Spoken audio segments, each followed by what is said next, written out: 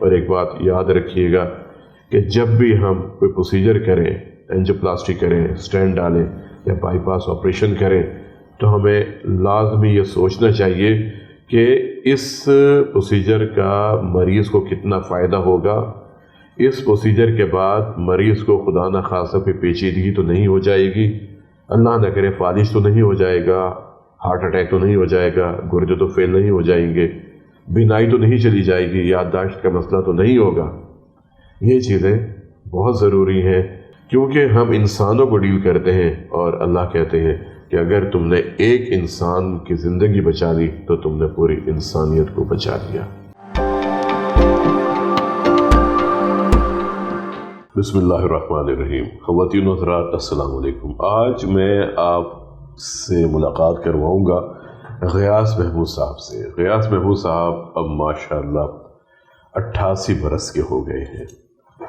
جب یہ 60 برس کے تھے تو یہ میرے پاس آئے تھے۔ 1 ستمبر 1935 کو پیدا ہوئے اور 1994 میں ان کا بائی پاس ہوا۔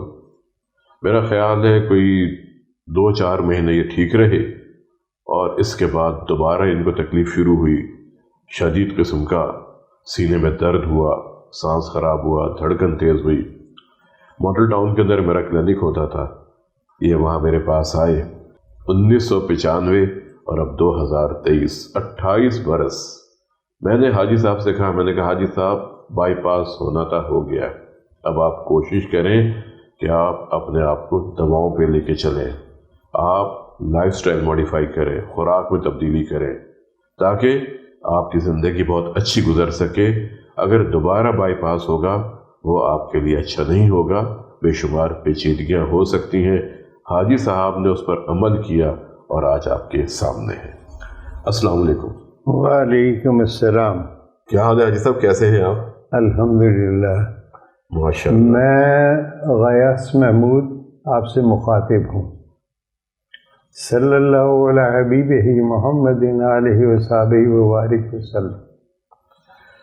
ڈاکٹر صاحب کا میں مشکور ہوں کہ انہوں نے قدم قدم پر مجھے ہر قدم پر کھانا پینا ادویات جو کچھ بھی بتایا میں نے اس پر سختی سے عمل کیا، لائف سٹائل اس طرح تبدیل کیا کہ بقول ڈاکٹر صاحب کے جب تک کہ تمہارا دل نہ مانے تب تک کوئی چیز نہیں کھانی، اور وہ چیزیں کھانی ہیں جو کہ ہیوی نہ ہو۔ ادویات کے لیے ڈاکٹر صاحب نے کم سے کم 1 سال تک مختلف قسم کی ادویات کا گروپنگ کرنے کے بعد اس کے بعد فائنلی ایک گروپ بنا دیا مجھے، جو کہ 1996 میں تھا۔ الحمدللہ وہی ادویات میں ڈاکٹر صاحب کی ایڈوائس کے مطابق استعمال کر رہا ہوں، اور مجھے یوں محسوس ہوتا ہے کہ میں مریض ہوں ہی نہیں۔ کوئی ایسی چیز جو ہے ذہنی طور پر یا جسمانی طور پر مجھے ڈسٹرب نہیں کرتا۔ آج بھی یہ حالت ہے، چارپائی پر میں صرف جب لیٹتا ہوں تو 10 منٹ کے بعد مجھے کوئی پتہ نہیں ہوتا میں کہاں ہوں، اور پچھلے پہر اذانیں ہو رہی ہوتی ہے تو میری آنکھ کھل جاتی۔ اب اس کے لیے میں سب کو یہی کہوں گا کہ جیسے میں نے کیا ہے، یقین کریں گے کہ مجھے آج تک ادویات کا نام بھی نہیں پتا، نہ میں نے ڈاکٹر صاحب سے کبھی پوچھا ہے مجھے تکلیف کیا ہے، کیوں؟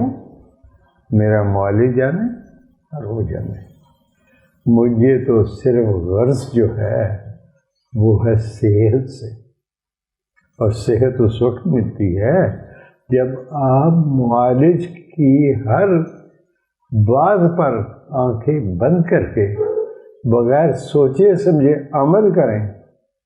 ایک بات. دوسری بات جو ہے جی اپنے اپنے دل کے معاملات ہیں.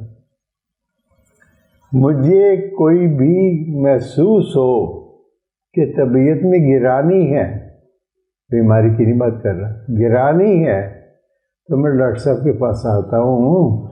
جیسے ہی میں ان کے پاس پہنچتا ہوں 15 منٹ کے بعد ان سے باتیں کرتے ہوئے مجھے یوں ہوتا ہے کہ میں بالکل ٹھیک ہوں. اس دوران میں نہ کوئی دوائی دی ہے، نہ میں نے کوئی کھایا، نہ کوئی پیا ہے.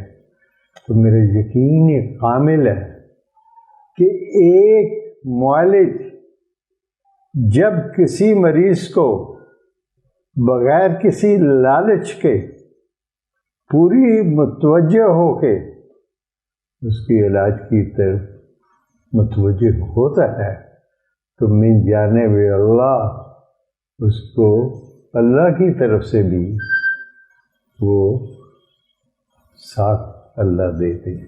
واہ، دیکھیں یہ سارا غیاث صاحب نے اتنا لمبا تعارف کیا ہے اپنے حوالے سے بھی، اور تمام دل کے مریضوں کے لیے میرا خیال ہے اگر سب لوگ غیاث صاحب کی باتوں کو گرہ باندھ لیں اور ان کی باتوں پر عمل کرنا شروع کر دیں تو میرا خیال ہے کہ ہمارے دل کے مریض اپنے آپ کو کتنا صحت مند تصور کریں گے، اور خالی تصور نہیں، صحت مند ہو جائیں گے انشاءاللہ اگر وہ ان تمام باتوں پر عمل کریں جو ان کے ڈاکٹرز انہیں ریکمینڈ کرتے ہیں.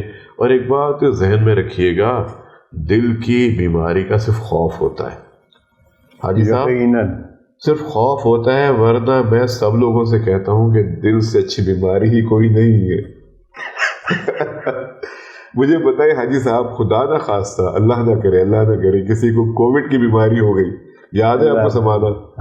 یعنی اپنے تک چھوڑ کے چلے گئے تھے. آج کسی کو ٹی بی ہو جاتی ہے، لوگ نزدیک نہیں آتے. ہیپاٹائٹس ہو جاتا ہے، لوگ نزدیک نہیں آتے. ٹھیک ہے، ایڈس کی بیماری آپ دیکھیں، وہاں پر لوگوں کا کیا حال ہوتا ہے کہ اپنے بھی مریض سے دور چلے جاتے ہیں، اور دل کے مریض کو تو لوگ پھول کی طرح اٹھا کے رکھتے ہیں، سنبھال کے رکھتے ہیں.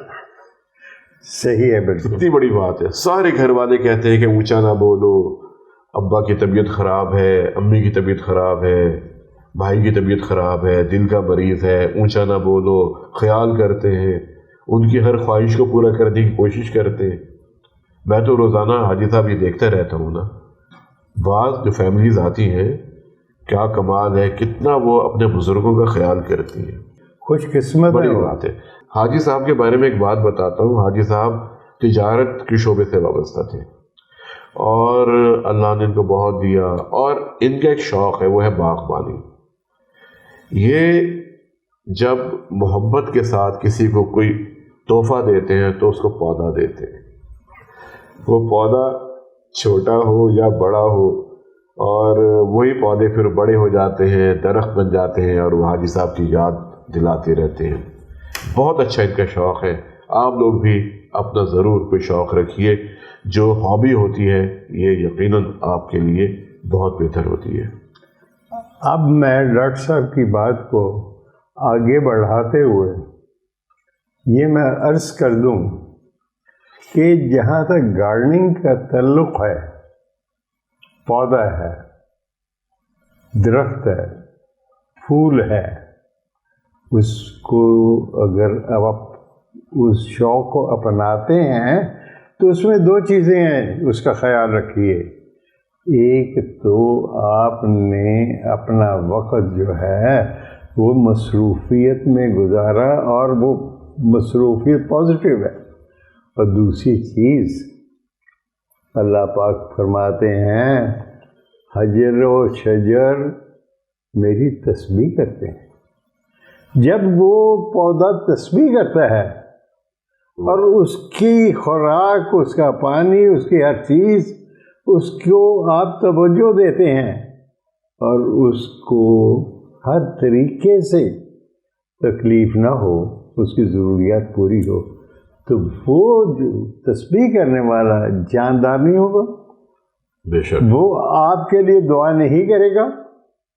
وہ تو دو چیزیں بن گئی، ایک تو آپ نے شوق پورا کر لیا، اور دوسرے جو ہے ان سے دعائیں لے لیں جو کہ نقط نہیں رکھتے مگر ہمارا ایمان ہے کہ وہ اللہ تعالیٰ کی ثنا کر رہے ہیں، تسبیح کر رہے ہیں. اب بس یہی کہوں گا.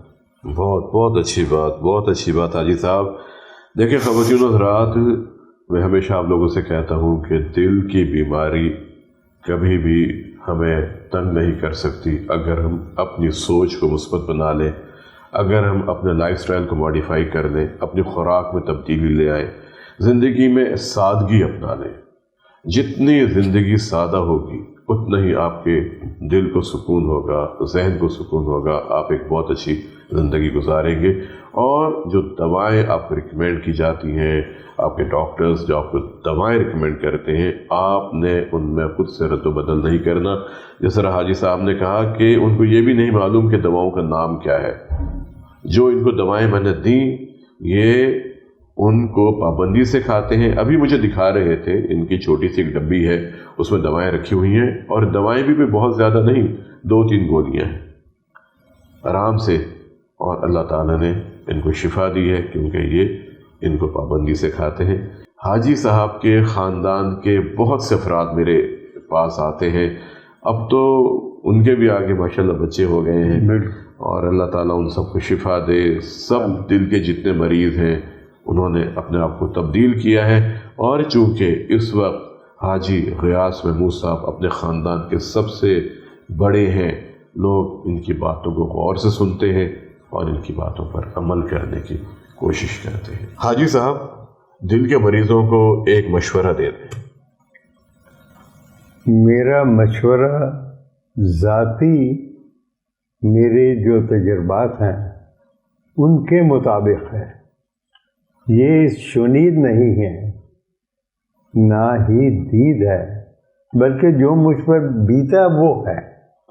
میرا بائی پاس ہوا بالکل ٹھیک ٹھاک، 2 مہینے نہیں چلا، اور اتنی سخت انجائنا کی تو مجھے تکلیف ہوئی کہ میں تڑپ اٹھا. مجھے یہی تھا کہ میرے آخری سانس ہیں. ڈاکٹر صاحب ان دنوں مال ڈاؤن ہوتے تھے، میں ان کے پاس پہنچ گیا. آدھا یا پون گھنٹے کے بعد میں بیٹھا ہوا دائیں بائیں کا پوچھ رہا ہوں، اپنی تکلیف بھول گیا، اس لیے تکلیف تھی ہی نہیں. یوں تھا کہ جیسے میں بالکل نو بناؤں. تو وہ اس وقت ڈاکٹر صاحب نے مجھے ایک ایڈوائس کی کہ صاحب اگر آپ بائی پاس سے پہلے آ جاتے تو بائی پاس کی ضرورت ہی نہیں تھی. تو میں دل کے تمام مریضوں کو یہ میں ایڈوائز کروں گا کہ بائی پاس سے کاٹ واٹ کی طرف مت جائیں. میں اپنی ذات کے لیے بھی دیکھ کے بتا رہا ہوں، اور جو میرے خاندان کے لوگ آئے ان کے بھی یہی الفاظ ہیں. تو لہٰذا میں یہ کہوں گا کہ بائی پاس کی طرف مت جائیں. اچھا حاجی صاحب میں آپ کی بات کاٹ رہا ہوں یہاں پہ. بائی پاس حاجی صاحب ضروری ہوتا ہے، ہم نے دیکھا ہے. وہی بتا رہا ہوں. ہاں، لیکن صرف بہت کم لوگوں میں جن کو واقعی ضرورت ہوتی ہے. دیکھیں دنیا میں جو بھی ایجاد ہوتی ہے نا حاجی صاحب، انسان کے فائدے کے لیے ہوتی ہے. اینجیوپلاسٹی ہمیں کرنی چاہیے، بالکل کرنی چاہیے. ہمیں اسٹینڈ بھی ڈالنے چاہیے، ہمیں بائی پاس آپریشن بھی کرنا چاہیے. لیکن ان مریضوں کی تعداد بہت کم ہے. میں آج الحمدللہ یہ بات بڑے وثوق سے کہہ سکتا ہوں کہ میرے 97% مریض بالکل ٹھیک ہیں. صرف 3% مریض ہیں جن میں ہمیں ضرورت پڑی اینجیوپلاسٹی کے، بائی پاس کی. الحمدللہ. اللہ پہ تعالیٰ آپ کے ہاتھ میں اور شفا دے. اچھا حاجی صاحب یہ بتائیں کہ آپ کھانے میں احتیاط کرتے رہے؟ کھانے کی احتیاط یہ ہے میری کہ میں اس وقت تک کھانا نہیں کھاتا جب تک کہ میرے اندرونی اندر جو ہے مجھے یہ نہ کہے کہ کھانا کھا. کھانا کھاتے ہوئے یہ سال سے جب سے میں ادھر آیا ہوں یہ میرا طریقہ کار ہے کہ 2 حصے جو ہے کھانا کھاتا ہوں، ایک حصہ میں دیکھو خالی رکھتا ہوں. بہت اچھی بات ہے. حاجی صاحب غصہ کتنا آتا ہے آپ کو؟ دیکھیے جہاں تک غصے کا تعلق ہے جی بہت آتا ہے، مگر کنٹرول کرتا ہوں کہ میں انسان ہوں، اس زمینی خدا نہیں ہوں، اور کوشش یہ کرتا ہوں کہ جیسے مجھے غصہ آئے یا میں کھڑا ہوں بیٹھ جاؤں یا بیٹھا ہوں لیٹ جاؤں. اور دوسری اس کے علاوہ چھوٹے بچے اگر دائیں بائیں ہوں میں ان میں جا کے مکس ہو جاتا ہوں، اس سے کوئی نام و نشان نہیں رہتا. لہٰذا غصہ انسانی فطرت ہے جو کہ اس کے بس میں نہیں ہے، مگر اس کو کنٹرول کرنا اس کے بس میں ہے.